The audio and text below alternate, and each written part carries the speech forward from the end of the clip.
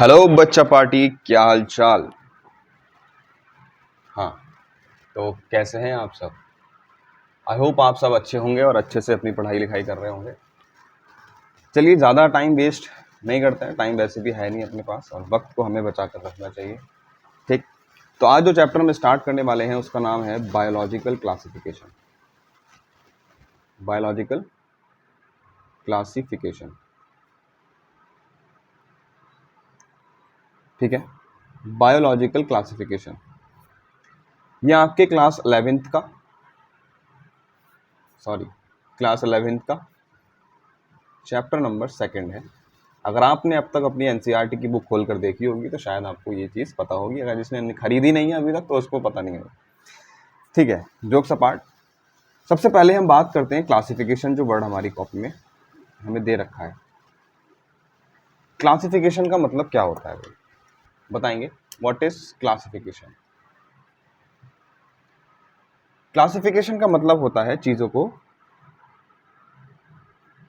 Classify करना। क्या करना? चीज़ों को क्लासिफाई करना उनके फीचर्स के अकॉर्डिंग।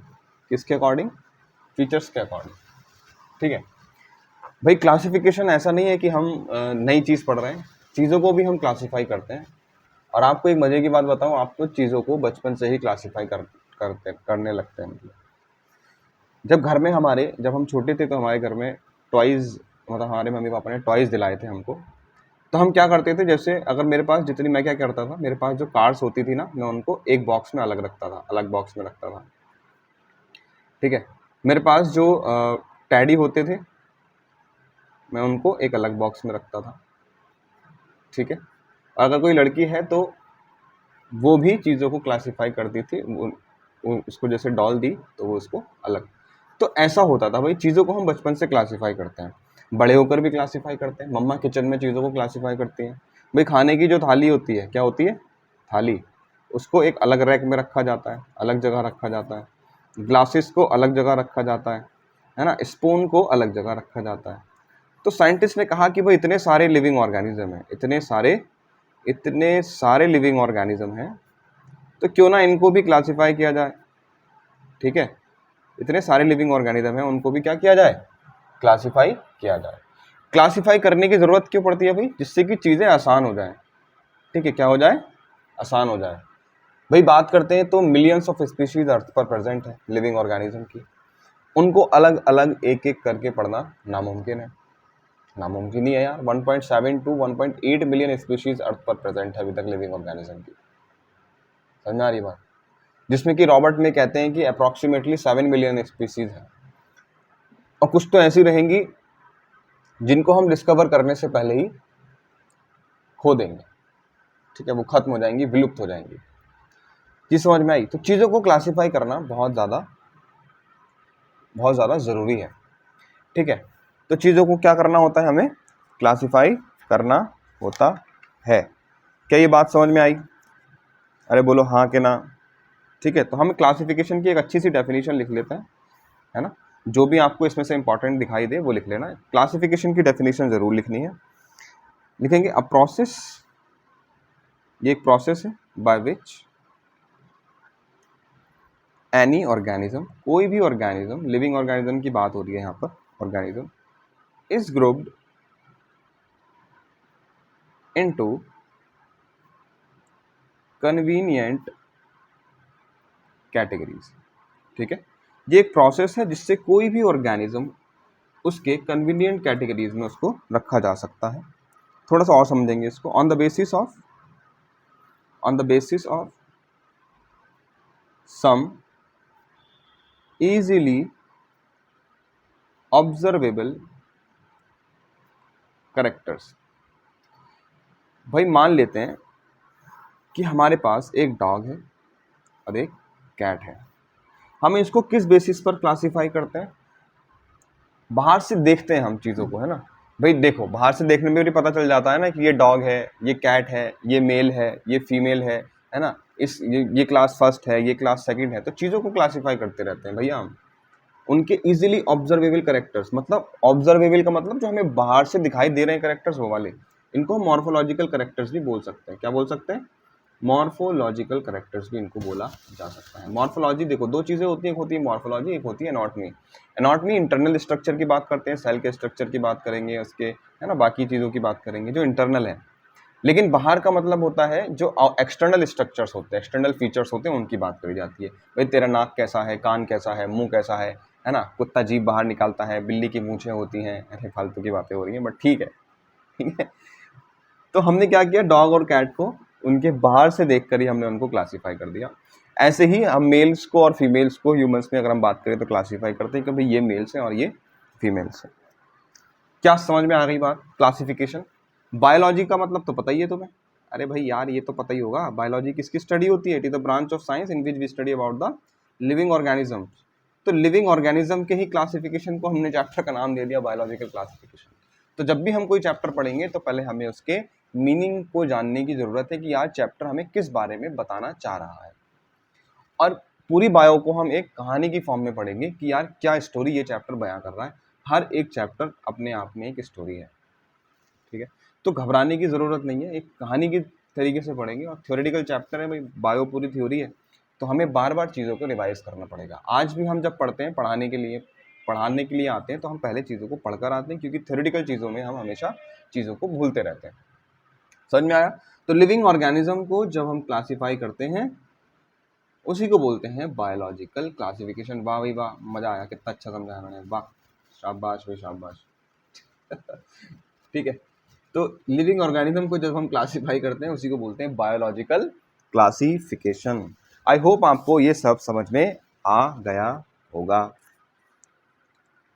ठीक है, आगे बढ़े, चलिए आगे बढ़ने की कोशिश करते हैं थोड़ा सा। चलो, तो भाई ऐसा तो है नहीं कि क्लासीफाई की साइंटिस्ट के सपने में आया कि भाई देख ऐसा कर, ऐसा करो, देखो कितना अच्छा पेन है मेरा, है ना ये। हाँ, तो ऐसा तो है नहीं कि एक रात किसी को सपना आया, किसी साइंटिस्ट को, कि भाई मैं चीज़ों को, लिविंग ऑर्गेनिज्म को क्लासीफाई कर देता हूँ और मैं कह देता हूँ कि 5 तरीके के होते हैं। ऐसा तो होगा नहीं। ये बहुत तपस्या का काम है भाई, साइंटिस्ट जो होते हैं बहुत तपस्या करते हैं, ठीक है, सालों साल मेहनत करते हैं, लगे रहते हैं और अपनी ज़िंदगी पूरी न्यौछावर कर देते हैं कुछ नया डिस्कवर करने के लिए। तो क्लासिफिकेशन की जो शुरुआत की थी वो करी थी हमारे एरिस्टोटल बाबा ने, है ना। तो हम चैप्टर, अगर आपको कुछ नोट करना है तो इसको पॉज करके इस पेज में मैं बता दूं क्या इंपॉर्टेंट है। जब भी मैं आपको कोई इंपॉर्टेंट चीज़ बताऊंगा, ठीक है, हर पेज में मैं आपको कुछ ना कुछ इंपॉर्टेंट बताता रहूंगा जो काफ़ी ज़्यादा इंपॉर्टेंट होगा, जहाँ से क्वेश्चन पूछा जाएगा। तो हाथ के हाथ हम क्वेश्चंस को भी डिस्कस करते चलेंगे थ्योरी के साथ साथ। तो घबराने की बिल्कुल भी ज़रूरत नहीं है भैया, अपन आ गए ना। देखते हैं, अब देखो, अब प्रोसेस, ये वाली डेफिनेशन बहुत इंपॉर्टेंट है। स्कूल में क्वेश्चन आ जाता है, क्वेश्चन ऐसे पूछ लेते हैं, व्हाट इज क्लासिफिकेशन। हो सकता है कि मेरी राइटिंग थोड़ी सी गंदी हो, क्योंकि मुझे थोड़ा सा तेज़ी से लिखना पड़ रहा है, और जब बड़े हो जाते हैं तो राइटिंग ख़राब हो जाती है ना। तो इसमें कोई घबराने वाली बात नहीं है।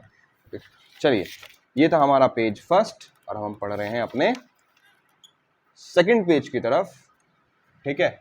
और अब हम जानेंगे हिस्ट्री ऑफ टेक्सोनॉमी। अच्छा, टेक्सोनॉमी को हमें समझना पड़ेगा पहले, ठीक है। क्या करना पड़ेगा? टेक्सोनॉमी को समझना पड़ेगा। देखो, टेक्सोनॉमी का मतलब होता है, टेक्सोनॉमी का मतलब होता है सिस्टमैटिक अरेंजमेंट ऑफ ऑर्गेनिज्म, है ना। Systematic arrangement of organism, organism को सिस्टमेटिकली अरेंज करने के लिए कुछ लॉ बनाए गए। क्या बनाए गए? कुछ लॉ बनाए गए, उसी को बोला टेक्सोनॉमी। तो हम इसकी डेफिनेशन अगर हम लिखेंगे, ब्रांच ऑफ, ये एक ब्रांच होती है बायोलॉजी की। क्या भाई, बायोलॉजी की अलग ही ब्रांच बना दी यार, देख रहे हो तुम, बायोलॉजी की एक अलग अलग ब्रांच बना दी, जिसमें हम क्या करेंगे, चीज़ों को आइडेंटिफाई करेंगे। सबसे पहले देखो क्या करेंगे, आइडेंटिफिकेशन करेंगे। दूसरा, हम उसको नॉमनक्लेचर करेंगे। क्या करेंगे? नॉमनक्लेचर, आइडेंटिफाई करके उसको नाम देंगे। उसके बाद उसको क्लासीफाई कर देंगे, क्लासिफिकेशन कर देंगे, ठीक है। समझ में आ गया? ठीक। उससे भी पहले एक चीज़ और होती है, करेक्टराइजेशन, ठीक है। उससे भी पहले एक चीज़ क्या होती है, करेक्टराइजेशन। तो सबसे पहले हम इसको लिख लेंगे, करेक्टराइजेशन। मैं इसको समझाने की कोशिश करूंगा, अभी रुकेंगे, 1 मिनट रुक जाओ बस, अभी अभी 1 मिनट, बस बस बस बस, एक मिनट, 1 मिनट रुक गए, रुक गए। जाना मत यार कहीं, देखो है ना, बाद में जाके ये कमेंट मत करना कि सर कुछ समझ नहीं आया। अरे भाई कोशिश करो, हमारे साथ लगे रहो, हम बताएंगे सब कुछ। ठीक है, तो देखते हैं। देखो मान लेते हैं कि ये था मोंटू, क्या नाम था इसका, मोंटू नाम था इसका। ये मोंटू था, इसको बड़ी खुजली थी, है ना, कि भाई मेरा मन नहीं लग रहा, जैसे तुम्हारा मन नहीं लगता घर में, तो इसका भी मन नहीं लगता था। ठीक है, इसका भी घर में मन नहीं लग रहा था। अब ये रहता था किसी जंगल के किनारे, किसी टापू पर। ठीक है, तो इसने कहा कि चलो आज मैं पानी पी लूं जरा। ठीक है, हाँ, तो मोंटू नाम था भाई इसका। ठीक है, तो मोंटू बड़ा बोर हो गया घर में, फिर ये निकल गया जंगल की तरफ, और थोड़ी बहुत बायोलॉजी ये तुम्हारी तरह जानता था, क्योंकि इसने अभय सर से बायोलॉजी पढ़ी थी। ठीक है, तो अभय सर ने इसको बताया था कि भाई देख, जब भी तू जंगल में जाए तो तुझे कुछ ना कुछ नया प्लांट दिखाई देगा, अलग तरीके का, कुछ ना कुछ एनिमल दिखाई, कुछ तो दिखाई देगा तुझे, कुछ तो अजीब सा जो तूने कभी देखा ही नहीं होगा, वो तुझे दिखाई दे जाए मान ले। तो तू क्या करेगा, उसके करेक्टर्स को नोट कर लेना। करेक्टर्स समझते हो, अरे यार करेक्टर्स, करेक्टर्स, फीचर्स यार, करेक्टर्स मतलब फीचर्स। जैसे मान लो उसको कोई प्लांट मिल गया, क्या मिल गया, प्लांट मिल गया, उसने देखा कि अरे भाई इसमें तो लीफ, यार मैंने ऐसी लीफ तो कभी देखी नहीं। ठीक है, तो वो उसकी लीफ ले आया तोड़ के। उसने क्या किया, देखो इन सब के बारे में मैं डिटेल में लिविंग वर्ल्ड जब पढ़ाऊंगा तब बताऊंगा। लिविंग वर्ल्ड मैंने इसलिए नहीं पढ़ाया क्योंकि वो थोड़ा सा बोर चैप्टर है यार, उसमें थोड़ी सी बोरियत हो जाती है। एक मिनट मैं अपने फ़ोन की सेटिंग जरा थोड़ी ठीक कर लेता हूँ, ये गिर जाएगा वरना। ठीक, अब ठीक है, ओके। हाँ, तो ये लीफ तोड़ के ले आया, इसने कहा कि यार मैंने पहली बार देखी है ऐसी लीफ, तो ये लेकर आ गया। ठीक है, मेरे पास लाया कि सर, सर देखिए सर, मुझे एक ऐसी लीफ मिली है जो मैंने कभी देखी ही नहीं। तो कह रहा कि मुझे लग रहा है मैंने नई चीज़, नया प्लांट डिस्कवर कर दिया, मैंने नए प्लांट की खोज कर दी। ठीक है, मैंने कहा ठीक है, अब तू क्या करे, मुझसे कह रहा सर मैं क्या करूँ अब। मैंने कहा एक काम कर, तो इसको आइडेंटिफिकेशन कर ले, इसका आइडेंटिफिकेशन कर ले, क्या कर ले, आइडेंटिफिकेशन। और आइडेंटिफिकेशन के लिए जा तू, इसके लिए हर्बेरियम में जा। देखो हर्बेरियम आइडेंटिफिकेशन के लिए जाता है कोई भी टेक्सोनॉमिकल एड्स में। टेक्सोनॉमिकल एड्स में अगर छोटा सा तुम पढ़कर आए हो तो तुमने जू के बारे में सुना है, बोटानिकल गार्डन के बारे में सुना है, हर्बेरियम के, इन सब के बारे में सुना होगा अगर। तो आइडेंटिफिकेशन के लिए कहीं अलग अलग जगह पर जाएगा जहां पर पहले से डिस्कवर्ड प्लांट प्रेजेंट होंगे। थोड़ा सा तेज बोल रहा हूँ, धीरे धीरे बोल देता हूँ। इसने कोई चीज़, नई नई चीज़ डिस्कवर करी। जब नई चीज़ डिस्कवर करी इसने, तो उसको ये आइडेंटिफाई करने के लिए डिफरेंट डिफरेंट जगह पर जाएगा जहाँ पर पहले से डिस्कवर्ड प्लांट प्रेजेंट होंगे। समझ में आया? ठीक है, पहले से डिस्कवर्ड प्लांट प्रेजेंट होंगे वहाँ पर ये जाएगा। वो जगह क्या क्या हो सकती है, वो हर्बेरियम हो सकता है। हर्बेरियम फाइल बनाई होगी शायद आपने, है ना। मैम क्या बोलती हैं कि भाई एक बड़ी सी हर्बेरियम फाइल लेकर आना, ठीक है, उसमें तुम किसी भी प्लांट के बारे में मुझे बताना, उसकी लीफ चिपका देना उस पर, है ना, ऐसे एक बड़ी सी शीट होती है। ठीक है, तो तुम क्या करना, उस पर ऐसे प्लांट की लीफ चिपकाना, उसकी रूट्स को चिपका देना, है ना, फ्लावर की पेटल्स को चिपका देना, ऐसे करके, ऐसे पेटल्स को, पता नहीं क्या बना दिया मैंने, पेटल्स को चिपका देना, और उसके बारे में जो जो चीज़ें तुम्हें पता है वो सारी चीज़ें लिख देना। ठीक है, तो ये एक शीट होती है, ड्राइड करते हैं इसको, पहले प्रेस करते हैं, प्रिजर्व करके फाइल होती है काफ़ी बड़ी। ठीक है, और इनको एक जगह पर रखा जाता है, जिस जगह पर इन फाइल्स को रखा जाता है उसको बोलते हैं हर्बेरियम। तो पहले से डिस्कवर्ड प्लांट प्रेजेंट है हर्बेरियम में। तो भाई मोंटू से मैंने कहा कि देख हर्बेरियम में जाके देख, अगर तुझे वहां मिल जाए तो ठीक है, अगर वहां ना मिले तो देख बोटेनिकल गार्डन में चला जाना किसी। देखो यहाँ पर डेड प्लांट होते हैं, यहाँ पर कौन से प्लांट होते हैं, डेड प्लांट होते हैं। बोटेनिकल गार्डन, अरे भैया तुम्हारे घर के आसपास कोई जगह होगी, देखना गार्डन होगा, बहुत बड़ा सा गार्डन होगा। हमारे यहाँ पर मुरादाबाद में इको हर्बल पार्क है, वहाँ पर बड़े अलग अलग से स्पीशीज हैं प्लांट के जो नॉर्मली हमें देखने को नहीं मिलते। तो बोटेनिकल गार्डन्स में ऐसे प्लांट्स को रखा जाता है, ऐसे प्लांट्स को रखा जाता है जो नॉर्मली हमें अपने आसपास दिखाई नहीं देते। क्या समझ में आई बात? चलिए आगे बढ़ते हैं। बोटेनिकल गार्डन में कौन से प्लांट होते हैं, लिविंग प्लांट। यहाँ पर लिविंग प्लांट प्रेजेंट थे, तो मैंने बोला मोंटू बोटेनिकल गार्डन में जा, वहां गया। ठीक है, और भी कई सारी जगह होती हैं। तो टेक्सोनॉमिकल एड्स जो होते हैं इनको बोलते हैं हम टेक्सोनॉमिकल एड्स। ये कौन सी जगह होती है जहां पर चीजों को आइडेंटिफाई करने के लिए हम जाते हैं। कैरेक्टराइजेशन हो गया, आइडेंटिफिकेशन हो गया, फिर उसके बाद करेंगे हम उसका नॉमेनक्लेचर। अरे भैया डिस्कवर कर दी नई चीज, अब उसका नाम तो रख दे। क्या करना पड़ेगा, नॉमेनक्लेचर। ठीक है, तो नाम रखेंगे उसका और फिर उसको उसके कन्वीनियंट ग्रुप में क्लासीफाई करके रख देंगे। भाई उन्होंने देखा कि यार इस जैसे मान लेते हैं XYZ कोई ग्रुप थे, ठीक है, XYZ ABCD ऐसे करके कई सारे ग्रुप थे। उन्होंने देखा कि यार X वाले प्लांट से के सिमिलर दिखाई दे रहा है, तो वो क्या करेंगे, उसको क्लासीफाई करके X ग्रुप में रख देंगे। समझ में आ रही है बात? मैं ज़्यादा कॉम्प्लिकेट नहीं करना चाह रहा चीज़ों को, बट मैं टर्म समझाने की कोशिश कर रहा हूँ कि कैसे कैसे होता है। ये सारी चीज़ें तो हम लिविंग वर्ल्ड में फिर से पढ़ने वाले हैं। टेक्सोनॉमी आया और टेक्सोनॉमी की हिस्ट्री हमें पढ़नी है, इसलिए मैंने टेक्सोनॉमी वर्ड समझाने की थोड़ी सी आपको कोशिश करी है। आई होप आपको समझ आ रही हैं चीज़ें, ठीक है। तो हमने पहले कैरेक्टराइजेशन किया, फिर आइडेंटिफिकेशन किया, फिर नॉमेनक्लेचर, कैरेक्टर को फीचर को मैं नोट करके लाया, आइडेंटिफाई मैंने किया, फिर आइडेंटिफाई जब हो गया, जब मुझे समझ में आ गया कि ठीक है भाई नई चीज़ है ये, मैंने पहले कोई किसी ने डिस्कवर नहीं करी है, तो फिर मैंने उसका नॉमेनक्लेचर कर दिया, नाम रख दिया उसका एक अच्छा सा। साइंटिफिक नेमिंग का प्रोसीजर होता है जिसको बोलते हैं बायनॉमियल नॉमेनक्लेचर, वो भी अलग चीज़ है। फिर हम उसको जब नाम वगैरह रख देंगे तो जिस ग्रुप के सिमिलर वो दिखाई देता है उसको उसमें मैं रख दूंगा, ठीक है। मतलब उसी को बोलेंगे हम क्लासिफिकेशन, ठीक है। क्लासिफिकेशन की डेफिनेशन मैंने बताई दी थी तुम्हें, ठीक है। क्या होता है, a process by which any organism is grouped. भाई एकदम से क्लासिफाई नहीं करते हैं, क्लासिफिकेशन से पहले के 3 स्टेप होते हैं, कैरेक्टराइजेशन, आइडेंटिफिकेशन एंड नॉमेनक्लेचर। तो हम देखेंगे a process by which any organism is grouped into convenient categories on the basis of some easily observable characters is called classification। क्या समझ में आ गया? ठीक है, आगे बढ़ेंगे। ओके ठीक, तो टेक्सोनॉमी आई होप आपको समझ में आ गया होगा। तो इस पेज पे से सभी कुछ इंपॉर्टेंट है जो आप कर सकते हैं वो कर लेंगे। बाकी देखो थ्योरी जो है एनसीईआरटी से पढ़नी है, उसमें कोई डरने वाली बात या समझाने वाली बात नहीं है। अरे यार क्या नीचे का दिखाई नहीं दिया क्या क्लासिफिकेशन? कोई बात नहीं, चलो अब देख लो ठीक है। सुनाई तो अरे सुनाई तो दे ही रहा होगा यार, ठीक है। सुनाई तो दे दिया, मतलब सुनाई तो आ गई ना तुम्हें? ठीक ठीक ठीक, ले कर लो, ठीक है। मैं कुछ करता हूँ यार इसका कब जुगाड़, फिर 1 मिनट रुक जाओ जरा। मैं ऊपर वाली लाइन में नहीं लिखेंगे, चलो ठीक, ओके। हाँ क्या समझ में आ गया? ओह 17 मिनट्स हो गए, वाह भाई वाह। लेकिन मुझे लग रहा है आपको मैंने समझा दिया होगा अच्छे से, ठीक है। अब हम बढ़ते हैं आगे की तरफ, अपने चैप्टर में आगे की तरफ बढ़ते हैं। क्या आप लोग तैयार हैं?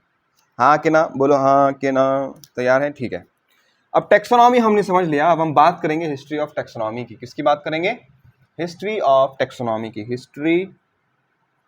हिस्ट्री भैया, टेक्सोनॉमी की शुरुआत कैसे हुई थी, क्लासिफिकेशन की, इन सब चीज़ों की शुरुआत कैसे हुई थी, ठीक है। तो सबसे पहले हम बात करेंगे, सबसे पहले साइंटिस्ट आए थे। मैं एक ही पेज में सारी चीज़ें समझाने की कोशिश करूंगा। सबसे पहले जो साइंटिस्ट आए उनका नाम था एरिस्टोल, ठीक है। क्या नाम था उनका? एरिस्टोल। इनको father of zoology and biology भी कहा जाता है। बायोलॉजी के पिताजी थे ये, जूलॉजी के भी पिताजी थे, है ना, ठीक है। ठीक, अब इन्होंने क्या किया था? ही वॉज द फर्स्ट, ये फर्स्ट थे, first to attempt to classify livings. उन्होंने सबसे पहले ऐसे इंसान थे जिन्होंने चीज़ों को क्लासीफाई करने की शुरुआत करी थी। First to attempt to classify livings. और किस बेसिस पर? भाई देखो चीज़ों को जब भी हम क्लासीफाई करते हैं तो हम कुछ बेसिस, कुछ आधार मान के चलते हैं, ठीक है। जैसे मान लो मैं रसोई में गया और मैंने चम्मच को एक अलग बर्तन में रख दिया। मैं उसको चम्मच को अलग जगह क्यों रखा? क्योंकि चम्मच का काम खाने में होता है, किसी चीज़ को खाने में होता है। तो जब भी मुझे चम्मच ढूंढनी होगी तो मैं थाली वाले रैक में नहीं जाऊंगा, ठीक है। अगर मुझे प्लेट चाहिए होगी तो मैं थाली वाली जगह नहीं जाऊंगा, क्योंकि सारी चीज़ों का अलग अलग यूज़ होता है, ठीक है। सारी चीज़ों का क्या होता है? अलग अलग यूज़ होता है। तो इसलिए हम उनका एक आधार मान के उनको क्लासीफाई कर देते हैं। जैसे मान लेते हैं कि ये ब्लैक पेन है और ये ब्लू पेन है, तो मैंने इनको किस बेसिस पर क्लासीफाई किया है? इनके कलर के बेसिस पर। किसके बेसिस पर? इनके कलर के बेसिस पर। समझ में आया भाई? मैं लोगों को, इंसानों को क्लासीफाई करता हूँ उनके जेंडर के बेसिस पर। भाई आजकल तो वो LSGT क्या होता है, LSBT कम्युनिटी भी चल रही है, तो इतने सारे जेंडर आ गए। पहले तो मेल फीमेल को ही माना जाता था, ठीक है। तो मेल को और फीमेल को मैं क्लासिफाई करता हूं उनके जेंडर के बेसिस पर। तो चीजों को क्लासिफाई किया जाता है किसी आधार पर, किसी बेसिस पर, और यहां पर जो क्लासिफिकेशन हो रहा है वो हो रहा है on the basis of morphological features. कौन से बेसिस पर? मॉर्फोलॉजिकल फीचर्स के बेसिस पर। मॉर्फोलॉजी मतलब एक्सटर्नल अपीयरेंस, वो बाहर से कैसा दिखाई देता है, उस बेसिस पर मैं उसको क्या कर दूंगा? क्लासिफाई कर दूंगा। क्या बात समझ में आ रही है? भेज में घुस रही है? नहीं आ रही? ऐसे कैसे नहीं आ रही? अभी आएगी, देखते हैं। चलिए आगे बढ़ते हैं। तो इन्होंने क्या किया? लिविंग ऑर्गेनिज्म को इन्होंने क्लासिफाई किया। देखो प्लांट को सबसे पहले इन्होंने क्या किया था? ही क्लासिफाई प्लांट। प्लांट को इन्होंने क्लासिफाई किया था 3 पार्ट में, ट्रीज में, हर्ब्स में और श्रब्स में। ट्रीज, हर्ब्स और श्रब्स में, ठीक है। ट्री तो आपको पता ही है, बड़े बड़े ट्रीज होते हैं। हर्ब्स तो पता है, जड़ी बूटी, हनुमान जी लेने गए थे जड़ी बूटी। और श्रब्स जो होती हैं वो झाड़ियाँ जो होती हैं, झाड़ी वगैरह वो होती है, ठीक है। तो इन्होंने प्लांट्स को क्लासिफाई किया था। अरिस्टोटल सबसे पहले ऐसे आदमी थे जिन्होंने चीज़ों को क्लासिफाई करना शुरू किया था, जिससे कि पढ़ाई को आसान बनाया जा सके। प्लांट की पढ़ाई को आसान बनाने के लिए उन्होंने प्लांट को 3 कैटेगरीज में डिवाइड किया था। सबसे पहले थे ट्रीज, दूसरे थे हर्ब्स एंड तीसरे थे श्रब्स। तो क्या चीजें याद रखनी है? पहला point, father of zoology and biology is Aristotle. Who was the, दूसरा question, who was the first to attempt who was the first to try to attempt to classify living organism on the basis of morphological features? Second, इसका answer भी क्या हुआ? Aristotle. And Aristotle divide the plant into how many convenient categories, ठीक है। तो 3, trees, herbs and shrubs. तो 3 question बनेंगे 3 line से, और जब भी तुम थ्योरी को पढ़ोगे तो क्वेश्चन की फॉर्म में तुम्हें पढ़ना है। आई? अरे आई समझ में? अरे हाँ के ना? अरे आ गई, बहुत बढ़िया, शाबाश, ठीक। चलिए इसको लिखेंगे, फिर उसके बाद हम आगे बढ़ेंगे, ठीक है। एक और आता है थियोफ्रेस्टस, लेकिन मैं उसके बारे में लिखवाऊंगा नहीं क्योंकि एनसीईआरटी में नहीं दे रखा उसके बारे में, ठीक है। तो जो थियोफ्रेस्टस थे उन्होंने प्लांट को 4 कैटेगरीज में डिवाइड कर दिया था। कितने कैटेगरीज में? 4 कैटेगरीज में। उन्होंने ट्री, श्रब्स, अंडर श्रब्स और हर्ब्स में क्लासिफाई किया था। वो नहीं आएगा कभी भी, नीट में भी नहीं आएगा, कहीं नहीं आएगा, ठीक है। उसके बाद हम शुरुआत करते हैं। अब दूसरे साइंटिस्ट जो हमारे दिमाग में या हमारे उसमें आएंगे, उनका नाम है कैरोलस लीनियस। क्या नाम है उनका? कैरोलस लीनियस उनका नाम था, ठीक है। डेट वीट याद नहीं करनी है वैसे। 1707 से 1778 तक इनका जो पीरियड था वो था, इन्होंने काम किया। मतलब 1707 में इनका जन्म हुआ और 1778 में इनकी डेथ हो गई। तो देखो ना तुम चीज़ें, लोग कब से कोशिश कर रहे थे यार, जब से एडवांसमेंट भी नहीं थी, ना माइक्रोस्कोप थे, कुछ भी नहीं था। माइक्रोस्कोप तो शायद 16 में बन गया, नहीं 1665 में बना था आई। तो मैं थोड़ा सा कंफ्यूज हूँ इसमें, लेकिन आई होप आप समझ जाएंगे कि यार डेट्स इतनी मैटर नहीं करती हैं बायोलॉजी में खासकर से, ठीक है। तो 1707 से 1778 तक इनका टाइम पीरियड था, ठीक है। इनका असली नाम था कार्ल वॉन लिन। इनका असली नाम क्या था? कार्ल वॉन लिन। क्या नाम था? कार्ल वॉन लिन इनका नाम था, ठीक है। तो इनको हम फादर ऑफ टेक्सोनॉमी भी कहते हैं। क्या बोलते हैं? Father of taxonomy. लेकिन वो इतना इंपॉर्टेंट नहीं है। अब जो इंपॉर्टेंट चीज है वो है ये, ठीक है। उन्होंने लिविंग ऑर्गेनिज्म को 2 किंगडम में, उन्होंने लिविंग ऑर्गेनिज्म को 2 किंगडम में क्लासिफाई किया था। लिविंग ऑर्गेनिज्म को इन्होंने 2 किंगडम में क्लासिफाई किया। कितने किंगडम में भाई? 2 किंगडम में। 2 किंगडम कौन कौन से थे भाई? इन्होंने कहा कि भाई देखो, प्लांट और एनिमल्स होते हैं। क्या होते हैं? प्लांट्स एंड एनिमल्स होते हैं। अच्छा यार, एरिस्टोटल के बारे में एक चीज़ और रह गई, ठीक है। इन्होंने चीज़ों को क्लासिफाई किया। इन्होंने कहा कि भाई देखो, हाँ, एनिमल्स के बारे में मैं बताना भूल गया, सॉरी उसके लिए यार, है ना। माफ़ कर दो अपने बड़े भाई को, जो भी आप मानते हो मुझे, सॉरी, मिल जाएगी ना माफ़ी ठीक है। हाँ, करते हैं क्लासीफाई। तो इन्होंने प्लांट को ट्रीज, हर्ब्स और श्रब्स में क्लासीफाई किया था, लेकिन उन्होंने एनिमल्स को क्लासीफाई किया था 2 पार्ट में। Animals which have RBC, animals which have RBC, ऐसे एनिमल्स जिनके पास आरबीसी, जिनके ब्लड में आरबीसी प्रेजेंट थी, उन्होंने उसको बोला था इनेमा। क्या बोला था? Enema. Animals which do not have RBC, जिसके पास आरबीसी प्रेजेंट नहीं थी, उनको इन्होंने बोला था एनेमा। क्या बोला था? एनेमा। Enema and enema. समझ में आ गया? तो इन्होंने एनिमल्स और प्लांट दोनों को क्लासिफाई करने की शुरुआत करी थी, लेकिन इतना अच्छा बेसिस ऑफ क्लासिफिकेशन नहीं था, क्योंकि उस टाइम पर इतनी एडवांसमेंट जो थी साइंस में वो नहीं थी। ठीक है, तो फिर उसके बाद आए कार्ल लिनियस। उन्होंने कहा कि भाई 2 किंगडम में क्लासिफाई कर सकते हैं हम। ठीक है, क्या कर सकते हैं?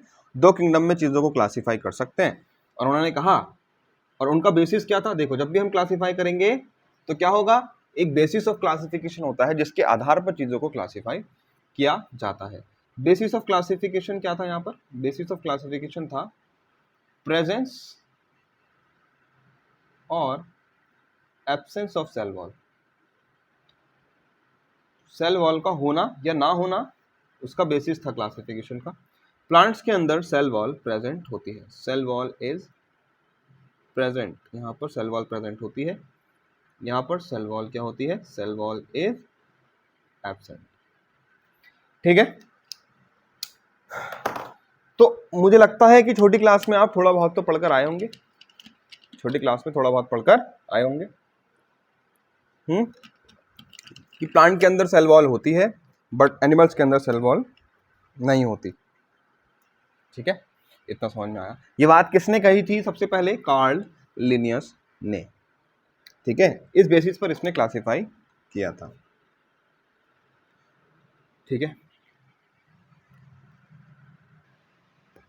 हाँ जी, तो हम पढ़ रहे थे कि छोटा सा ब्रेक मैंने लिया, तो ये 2 पार्ट में मैं वीडियो बना कर दूंगा आपको, लेकिन आपके लिए कंटिन्यूस में आएगी, मेरे लिए 2 पार्ट में। हाँ, तो हम पढ़ रहे थे 2 किंगडम क्लासिफिकेशन। ठीक है, क्या पढ़ रहे थे? 2 किंगडम क्लासिफिकेशन। मैं नए पेज से स्टार्ट कर रहा हूँ इसलिए क्योंकि कुछ चीज़ें मुझे वहाँ लिख नहीं पाऊंगा मैं क्योंकि ख़त्म हो गया ना यहाँ पर, देखो, तो इसलिए मैंने अगले पेज से स्टार्ट किया है, क्योंकि मुझे इसके पीछे, इसके नीचे भी कुछ चीज़ें लिख कर देनी है आपको। ठीक है, तो 2 किंगडम क्लासिफिकेशन की बात करते हैं। किसने दिया था? By Carolus Linnaeus. ठीक है, कैरोलस लीनियस था, उसने चीज़ों को क्लासिफाई किया on the basis of presence और absence of cell wall. Presence और absence of cell wall, cell wall present होगी या नहीं होगी उसके बेसिस पर उसने चीज़ों को 2 पार्ट में क्लासिफाई किया। ठीक है, कौन कौन सा क्लासिफिकेशन था बताएंगे? एक था प्लांट और दूसरा एनिमल। प्लांट और एनिमल में उसने चीज़ों को क्लासिफाई किया। जैसा कि हम जानते हैं कि प्लांट के अंदर सेल वॉल होती है, एनिमल के अंदर सेल वॉल तो यहाँ पर प्रेजेंट होती है, और यहाँ पर सेल वॉल क्या होती है? एब्सेंट होती है। नहीं पता, कोई बात नहीं, याद कर लेंगे इसको। ठीक है, हाँ, लेकिन उसने ना कर दी कुछ गड़बड़। उसने क्या कर दी? बहुत बड़ी गड़बड़ कर दी। उसने क्या किया? जितने भी लिविंग ऑर्गेनिज्म थे जिनके पास सेल वॉल थी, उन सबको प्लांट के अंदर उसने एंट्री दे दी कि भाई अच्छा फंगस, तुम्हारे पास सेल वॉल है, आओ तुम भी प्लांट हो। अच्छा प्रोटिस्टा, तुम्हारे अंदर भी सेल वॉल है, चलो तुम भी प्लांट हो। पता है ना 5 किंगडम कौन कौन से होते हैं यार? छोटी क्लास में पढ़ के आ जाए करो थोड़ा बहुत, तो पढ़ के नहीं आते कुछ भी। देखो, पहला मोनरा,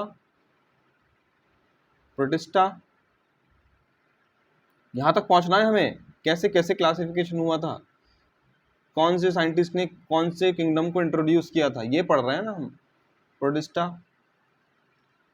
मोनरा, प्रोटिस्टा, अरे प्रोटिस्टा 2 बार क्यों लिख दिया भाई? प्लांटे और एनिमेलिया, ये शुरू के जो 4 है ना, 1 2 3 4, इनके पास सेल वॉल होती है।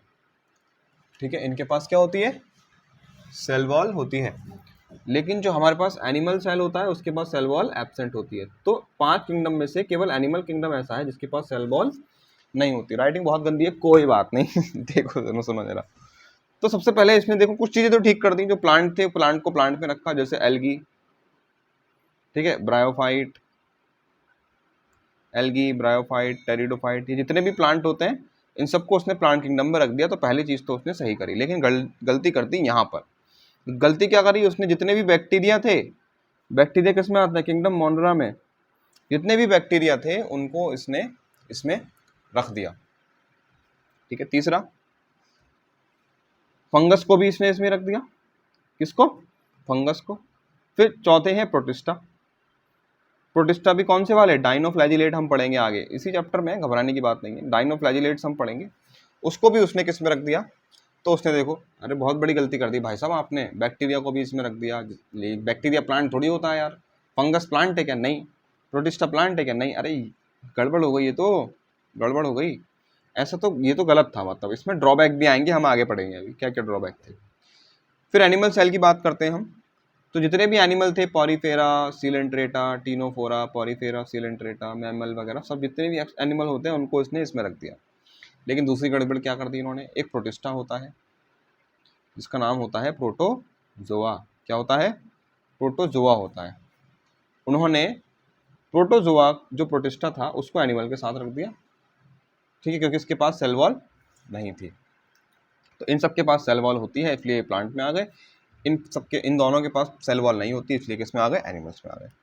तो कुछ चीज़ ठीक भी कर दी इन्होंने, किस बेसिस एक आधार रख दिया कि भाई चीज़ है, ठीक हो, चीज़ों को क्लासीफाई कर सकते हैं, इसलिए हमने इसको फादर ऑफ टेक्सोनॉमी भी बोला। कार्ल लिनियस को क्या बोलते हैं? फादर ऑफ टेक्सोनॉमी, क्योंकि टेक्सोनॉमी की शुरुआत तो इन्होंने ही करी थी अच्छे से, क्योंकि है ना, मोर कन्वीनियंट तरीके से इन्होंने शुरुआत करी थी, इसलिए हम इनको फादर ऑफ टेक्सोनॉमी भी बोलते हैं। इनका बेसिस ऑफ क्लासिफिकेशन क्या था? प्रेजेंस और absence of cell wall. Plant के अंदर सेल वॉल होती है, एनिमल के अंदर सेल वॉल नहीं होती, इसलिए जितने भी ऑर्गेनिज्म थे जिनके पास सेल वॉल थी, उन्होंने एक ही बात को बार बार रिपीट कर रहा हूँ।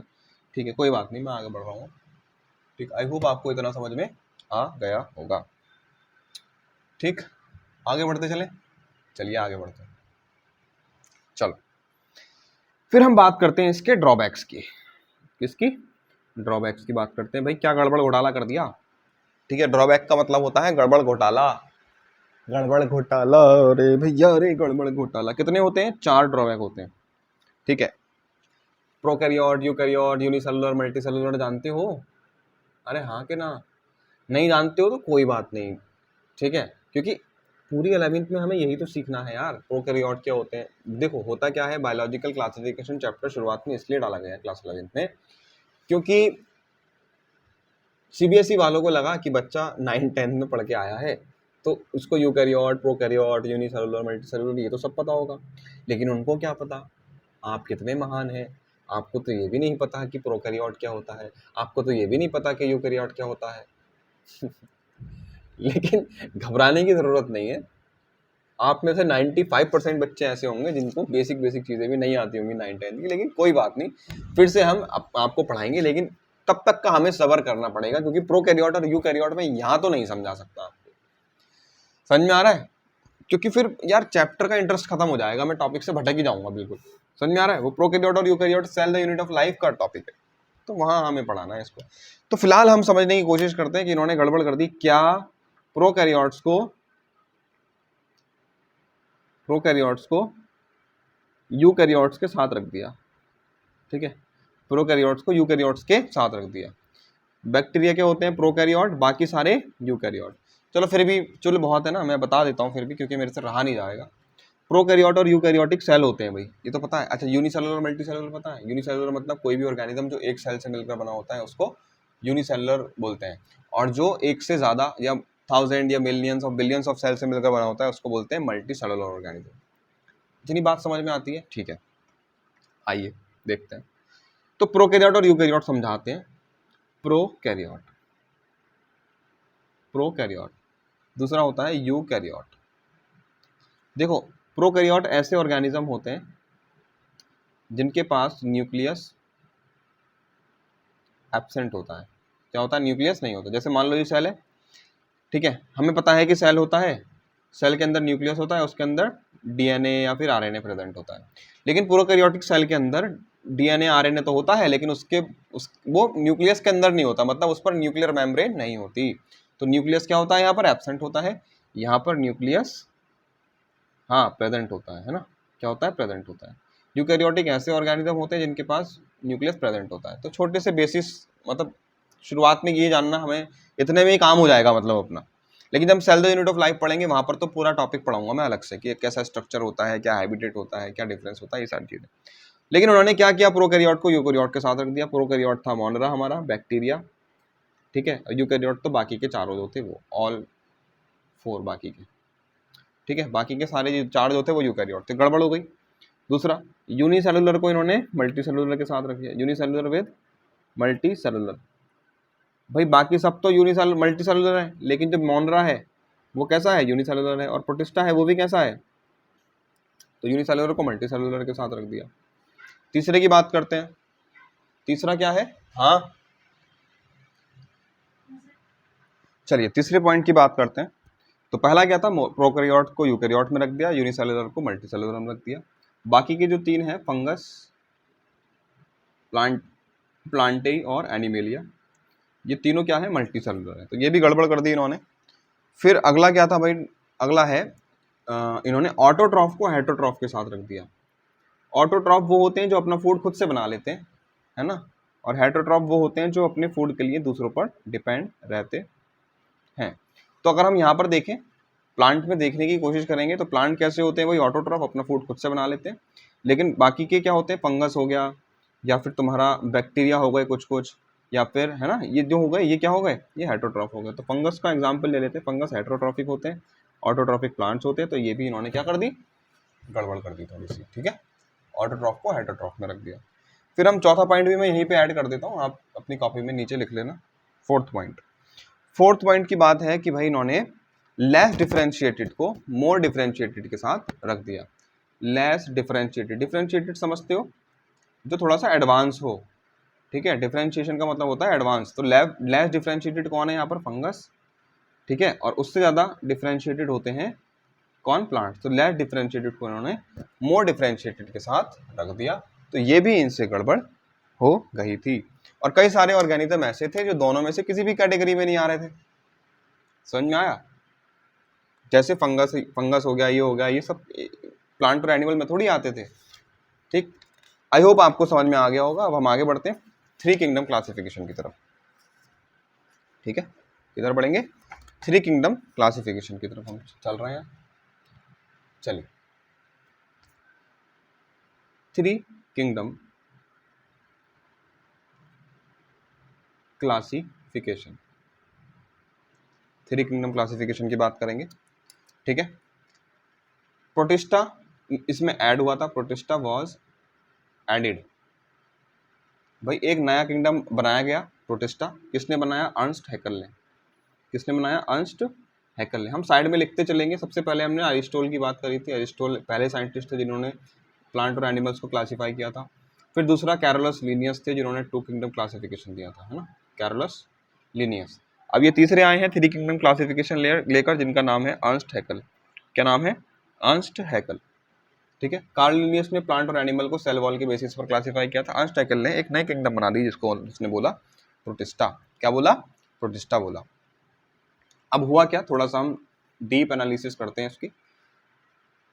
प्लांटी था, एनिमेलिया था, और यहाँ पर उन्होंने प्रोटिस्टा को भी इंट्रोड्यूस कर दिया, ठीक है। क्या कर दिया इन्होंने, प्रोटिस्टा को भी इंट्रोड्यूस कर दिया, ठीक है। इन्होंने प्रोटिस्टा को, जैसे यहाँ से प्रोटोजोआ को निकाला, किसको, प्रोटोजोआ को। प्रोटोजोआ यहाँ पर पहले हमने देखा था कि जो प्रोटोजोआ था उन्होंने एनिमल में रखा था, उसको किस में रखा था, प्रोटिस्टा के अंदर जो प्रोटोजोआ था उसको एनिमेलिया में रख दिया। तो उन्होंने प्रोटोजोआ को निकाल कर किस में रख दिया, प्रोटिस्टा में वापस ले आए। वो उन्होंने कहा कि भाई प्रोटोजोआ जो है उसको हम इसमें रखेंगे, ठीक है, ये रहा।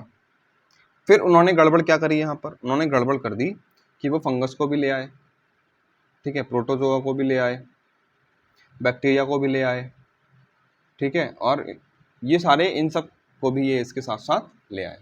तो फंगस और बैक्टीरिया के लिए तो अलग किंगडम बननी थी ना, तो इनसे फिर से गड़बड़ हो गई।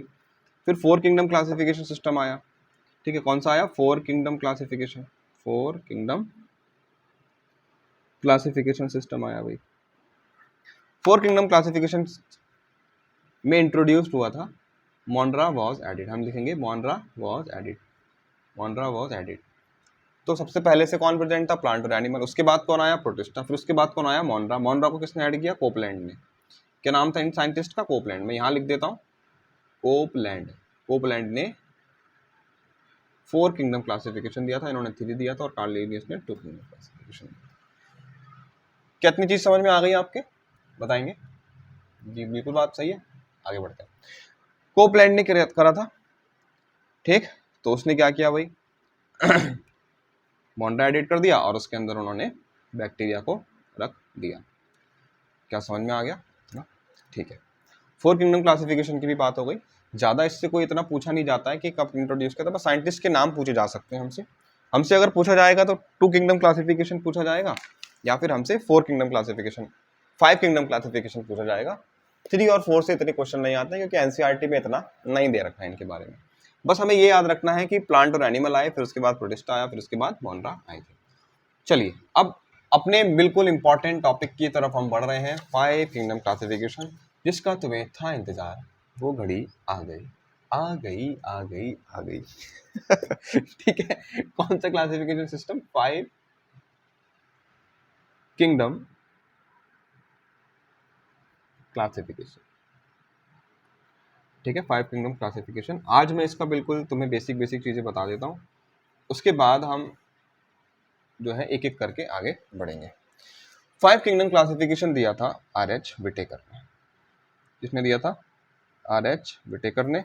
और ये पेज आपका सबसे इंपॉर्टेंट पेज होने वाला है, ठीक है, क्योंकि इसी में मैं आगे क्या क्या पढ़ना है हमें पूरी डाइवर्सिटी वाले यूनिट में, वो सारा मैं यहीं पर कवर करने वाला हूँ। तो सबसे पहले बात करेंगे किंगडम मोनेरा की। दूसरा किंगडम जो है वो है प्रोटिस्टा, आप में से बहुत सारे बच्चों को पहले से ही शायद पता हो। तीसरा किंगडम है फंगस। चौथा किंगडम है प्लांटेई और पांचवा है एनीमेलिया। ठीक है, मोनेरा, प्रोटिस्टा, फंजाई, प्लांटी, एनीमेलिया। ठीक, तो थोड़ा सा मैं इसमें समझाने की कोशिश करता हूँ। वैसे तो मुझे पूरे चैप्टर में आपको ये सारी चीज़ें समझानी है, लेकिन फिर भी मैं चीज़ों को क्लासीफाई करने की यहाँ पर कोशिश करूंगा। सबसे पहले हम बात करेंगे चलो इसके बेसिस ऑफ क्लासिफिकेशन की। यार इसका बेसिस ऑफ क्लासिफिकेशन क्या था? आर.एच. विटेकर ने ये दिया था 1969 में। ये 5 किंगडम जो क्लासीफाई किए, इसका बेसिस ऑफ क्लासिफिकेशन क्या है? ठीक है, आर.एच. विटेकर ने कंसीडर किया उनके सेल के स्ट्रक्चर को। किसको? सेल के स्ट्रक्चर को, कि भाई सेल कैसा है, क्या स्ट्रक्चर है, कैसा नहीं है, ये उन्होंने देखा। ठीक है, इसमें सेल स्ट्रक्चर की बात करेंगे तो प्रोकैरियोट और यूकैरियोट आ जाएगा इसमें। ठीक है, उन्होंने देखा कि यार सेल प्रोकैरियोट है या फिर यूकैरियोट है। फिर उन्होंने बॉडी की ऑर्गेनाइजेशन देखी। क्या देखी? बॉडी की ऑर्गेनाइजेशन देखी कि बॉडी किस तरीके से ऑर्गेनाइज है। ठीक, बॉडी किस तरीके से ऑर्गेनाइज है, क्या वो सेलुलर लेवल का ऑर्गेनाइजेशन है, क्या बॉडी केवल सेल की बनी हुई है, या टिश्यू की बनी हुई है, या फिर तुम्हारी ऑर्गन की बनी हुई है, केवल ऑर्गन है, या फिर ऑर्गन सिस्टम है। तो लेवल ऑफ ऑर्गेनाइजेशन में हम ये पढ़ेंगे। समझ में आ गया? तीसरा, न्यूट्रिशन की बात करते हैं। न्यूट्रिशन किस तरीके का है भाई? न्यूट्रिशन किस तरीके का है? न्यूट्रिशन का मतलब फूड क्या लेता है, किस तरीके से अपने फूड को ऑब्टेन करता है वो। ठीक है, न्यूट्रिशन की बात करेंगे तो 2 टाइप का है, ऑटोट्रॉफिक एंड हेटेरोट्रॉफिक। तो ऑटोट्रॉफिक प्लांट वो होते हैं जो अपना फूड खुद बना लेते हैं, खुद से बना लेते हैं। और आपको पता है ये चीज़, इसमें कौन आते हैं? कुछ प्लांट्स आ जाते हैं और कुछ इसमें बैक्टीरिया भी आ जाते हैं। फिर हेटेरोट्रॉफ, बाकी के अगर जो बचे है ना, जो जैसे फंगस बचा, सम प्रोटिस्टा भी आते हैं इसमें, सम बैक्टीरिया और सम प्रोटिस्टा, कुछ प्रोटिस्टा भी आते हैं, है ना। प्रोटिस्टा इसमें आते हैं, इसमें भी कुछ तरीके के प्रोटिस्टा फोटोसिंथेटिक होते, ऑटोट्रॉफिक होते हैं, कुछ हेटेरोट्रॉफिक होते हैं। और एनिमल्स तो होते हैं हेटेरोट्रॉफिक है ना। Depend on others for food, depend on others for food. फिर चौथा बेसिस ऑफ क्लासिफिकेशन है, चौथा बेसिस ऑफ क्लासिफिकेशन है आपका रिप्रोडक्शन। कैसा है? रिप्रोडक्शन।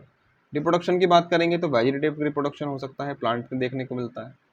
दूसरा एसेक्सुअल रिप्रोडक्शन होता है, और तीसरा सेक्सुअल रिप्रोडक्शन हो सकता है। फिर फिफ्थ बेसिस ऑफ क्लासिफिकेशन है phylogenetic relationship. Phylogenetic relationship, phylogenetic relationship को हम इवोल्यूशनरी रिलेशनशिप भी बोलते हैं। कौन सा रिलेशनशिप? इवोल्यूशनरी रिलेशनशिप, कि उनका इवोल्यूशन, इनके जो एंसिस्टर्स हैं वो कौन थे, है ना, कहाँ से वो इवॉल्व हुए हैं, किस तरीके से बने हुए हैं, वो सारी चीज़ें हमें आगे जाके पढ़नी है। क्या समझ में आ गया? तो मोनरा की अगर हम बात करें तो मोनरा होते हैं यूनिसेलुलर, ठीक है, और होते हैं यूकैरियोट्स। चलो अगले पेज पे लिख दूं क्या मैं? बेसिस ऑफ क्लासिफिकेशन तो समझ में आ गया, कोई बात नहीं, दोबारा से लिख देंगे, ठीक है। तो आप इसको करके नोट कर सकते हैं। तो यहाँ से क्वेश्चन बच सकता है, what is the basis of classification of 5 kingdom, what is the basis of classification of 5 kingdom, ठीक है। तो ये पांचों बेसिस हम लिख सकते हैं, अच्छा क्वेश्चन बनेगा। यहाँ से नोट करेंगे जल्दी से, फिर हम आगे बढ़ते हैं। चलिए आगे बढ़े। अच्छा, हाँ, तो 5 किंगडम, मैं दूसरे तरीके से इसको थोड़ा बताने की कोशिश करता हूँ। 5 किंगडम क्लासिफिकेशन है भाई, है ना, कौन सा किंगडम क्लासिफिकेशन है? 5 किंगडम, ठीक है। फिर से हम थोड़ा सा करने की कोशिश करते हैं। क्या है इसमें हमारे प्रोकैरियोटिक हो सकते हैं, क्या हो सकते हैं? प्रोकैरियोटिक हो सकते हैं, मैंने बता दिया। प्रोकैरियोटिक जिसमें न्यूक्लियस नहीं होता, यूकैरियोटिक वो जिनमें न्यूक्लियस होता है। तो प्रोकैरियोटिक तो आपको पता ही है कौन से होते हैं, मोनेरा, और ये कैसा होता है? Uni cellular. मोनेरा प्रोकैरियोटिक भी है और यूनी सेलुलर भी है। यूकैरियोटिक की अगर हम बात करें तो ये यूनी सेलुलर भी हो सकते हैं और मल्टी सेलुलर भी हो सकते हैं, यूनिसेलुलर भी और मल्टी सेलुलर भी। अगर हम बात करें किसकी? प्रोटिस्टा की। किसकी? प्रोटिस्टा की। तो मैं बोलूंगा प्रोटिस्टा क्या होता है? Unicellular eukaryote. प्रोटिस्टा एक यूनिसेलुलर यूकैरियोट है। क्या है?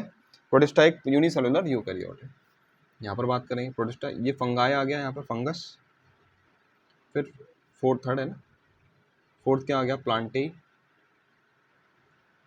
और फिफ्थ आ गया एनिमेलिया। समझ में आया? ठीक है, ये सब कैसे हैं? Multi cellular eukaryotes. तो बेसिस ऑफ क्लासिफिकेशन धीरे धीरे समझ में आ रहा है, मल्टी सेलुलर यूकैरियोट्स। चलिए, क्या समझ में आ गया? तो क्वेश्चन क्या क्या बन सकते हैं, देखो यहां से क्वेश्चन, विच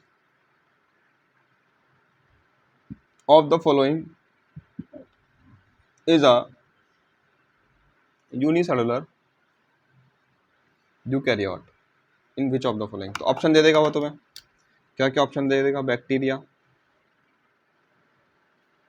दूसरा प्रोटिस्टा, तीसरा फंजाई, ठीक है, फंजाई, चौथा प्लांटेई। तो आंसर क्या हो जाएगा इसका? बैक्टीरिया। बैक्टीरिया को ही हम क्या बोलते हैं? किस में आते हैं ये सारे? मोनेरा में। किस में आते हैं? मोनेरा में आते हैं। क्या ये चीज समझ में आ गई आपके? बोलो हाँ कि ना, पक्की बात है? आगे बढ़े, ठीक, चलिए आगे बढ़े।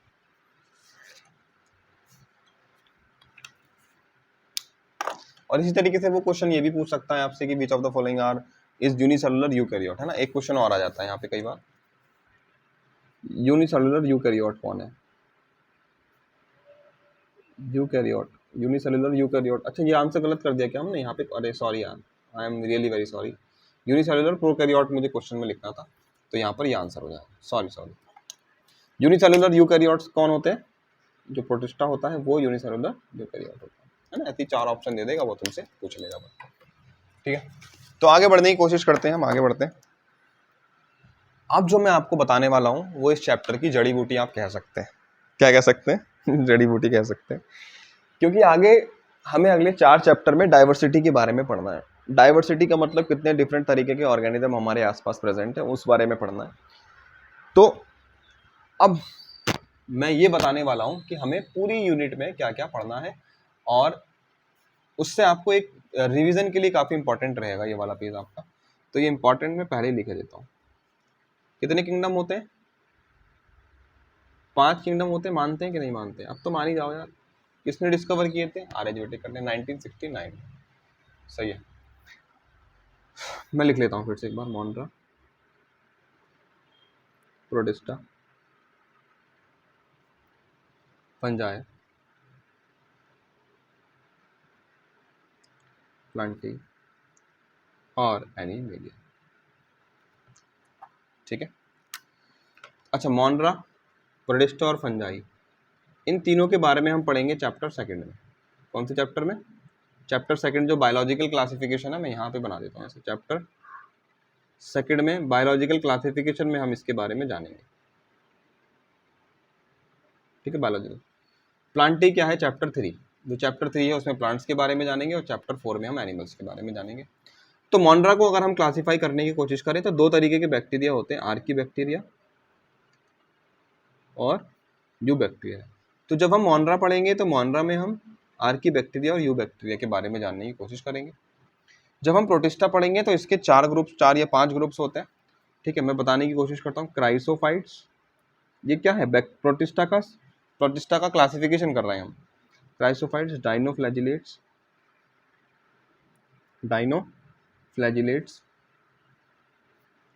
तीसरा है यूग्लिनोइड्स, क्या है? यूग्लिनोइड्स। चौथा है स्लाइम मोल्ड, क्या है भाई? Slime mould. पांचवा है प्रोटोजोआ। प्रोटोजोआ को फर्दर 3 पार्ट में क्लासिफाई किया गया है।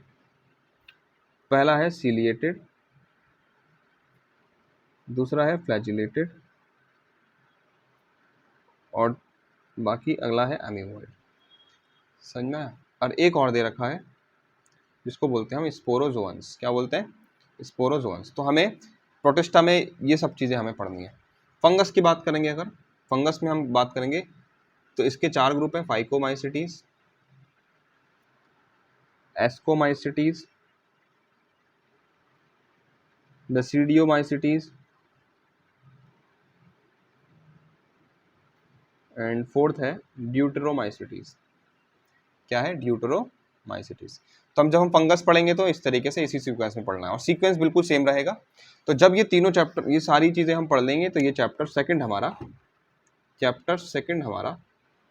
कंप्लीट हो जाएगा, जिसका नाम है बायोलॉजिकल क्लासिफिकेशन। और आप मान के चलिए कि क्लास 11th का लगभग हर चैप्टर 10 से 15 दिन लेगा खत्म होने के लिए, अगर अच्छे से हम पढ़ेंगे तो उसको। ठीक है, 10 to 15 डेज। फिर हम आगे बढ़ने की कोशिश करते हैं। प्लांट की अगर हम बात करें तो प्लांट को क्लासिफाई किया है एल्गी में। एल्गी में जब हम पढ़ेंगे तो हम पढ़ेंगे एल्गी 3 टाइप की होती है, क्लोरोफाइसी,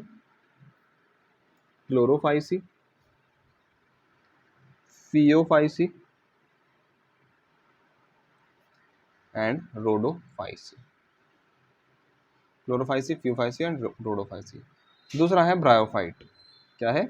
ब्रायोफाइट। ये क्या है? एक तरीके के प्लांट्स हैं। इसमें 2 आते हैं। पहला आता है लिवरवर्ट्स। क्या आता है? लिवरवर्ट्स। और दूसरा आता है मॉस, लिवरवर्ट्स एंड मॉस। ठीक है, ये समझ में आ गया। फिर आगे बढ़ेंगे हम। तीसरे तरीके का अपना प्लांट होता है टेरिडोफाइट। क्या होता है? टेरिडोफाइट। चौथा होता है जिम्नोस्पर्म और पांचवा होता है एंजियोस्पर्म। क्या होता है? एंजियोस्पर्म। क्या समझ में आ गई ये बात? ठीक है, बहुत बढ़िया, शाबाश, बहुत बढ़िया, मजा आ गया। ठीक है, तो ये जब हम पढ़ लेंगे तो ये हो जाएगा चैप्टर 3 हमारा। क्या हो जाएगा? चैप्टर 3, जिसको हम बोलते हैं प्लांट किंगडम। क्या बोलेंगे? Plant kingdom. ठीक है, फिर हम बात करेंगे किंगडम एनिमेलिया की। किंगडम एनिमेलिया में तो बहुत ही सारे पढ़ने हैं। सबसे पहले हमने पढ़ना है पॉरीफेरा, ठीक है, सिलेंट्रेटा, टीनोफोरा। यार देखो, बोर मत होना यार, बोर होने लग गए तो फिर काम खत्म है। टीनोफोरा, प्लेटीहेल्मिन्थीज,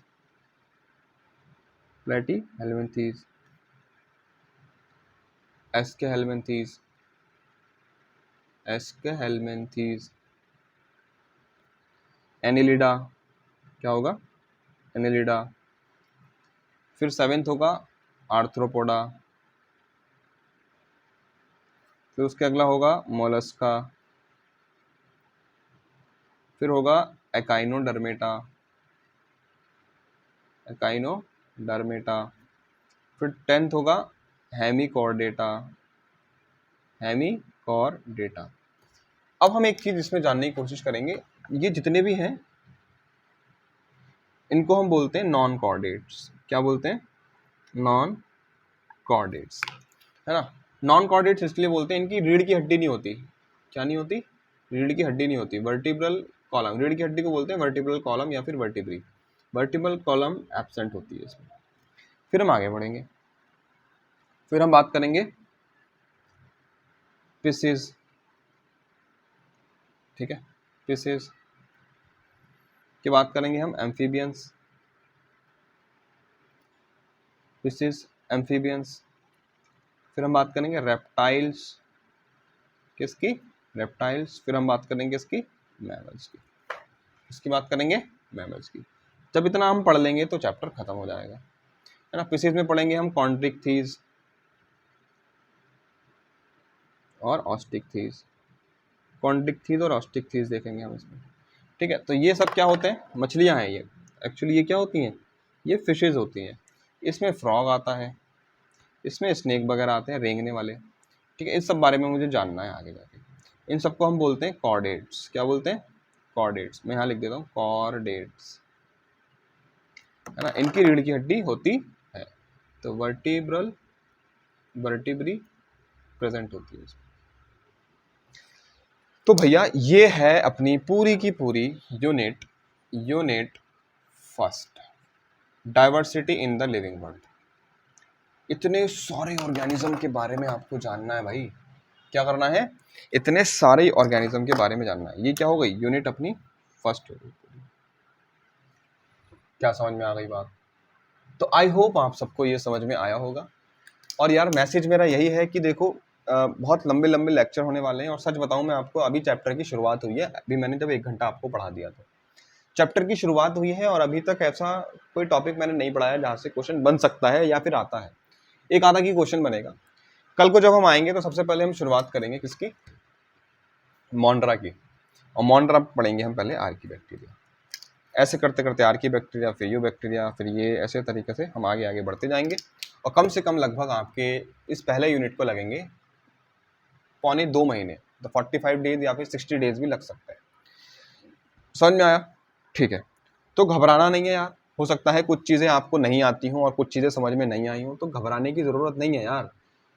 देखो, किसी भी चीज़ को हमें परफेक्ट करने के लिए हमें कंसिस्टेंसी की ज़रूरत पड़ती है। कंसिस्टेंसी, हार्ड वर्क और सालों की मेहनत होती है। आप एक दिन में 30 मार्क खां नहीं बन जाएंगे। समझ में आया कि नहीं आया? तो ज़्यादा बकवास नहीं करूँगा मैं, बस थोड़ा सा यही समझाने की कोशिश करूँगा कि खुद पर बिलीव रखो, मेहनत करते रहो और काम चोरी मत करो यार, ठीक है। काम चोरी नहीं करनी है बिल्कुल, ठीक। तो एक बार मैं इसके नोट्स के जो लिंक है वो टेलीग्राम में चैनल बनाकर और उसका लिंक मैं आपको उसमें डाल दूंगा। और आप वहाँ से अपने नोट्स, मतलब ये जो नोट्स हैं ये डाउनलोड कर सकते हैं और अपने कॉपी कर सकते हैं। इसको अच्छे से अपनी कॉपी में लिख सकते हैं। पहली बार जब हम पढ़ रहे हैं तो हमें नोट्स बनाने की बहुत ज़्यादा इंपॉर्टेंस होती है भाई, ये समझना पड़ेगा हमें, है ना। अगर हमारे पास नोट्स नहीं है तो वही वाली बात हो गई कि हम जंग लड़ने तो जा रहे हैं बट हमारे पास हथियार ही नहीं है, ठीक है। तो जब हथियार ही नहीं होंगे तो जीतोगे कैसे? हार ही जाओगे ना, ऑब्वियस सी बात है। तो इसलिए भाई घबराना नहीं है। नोट्स मैं प्रोवाइड करूँगा, नोट्स भी ले लेना और मेहनत करते रहो। All the best.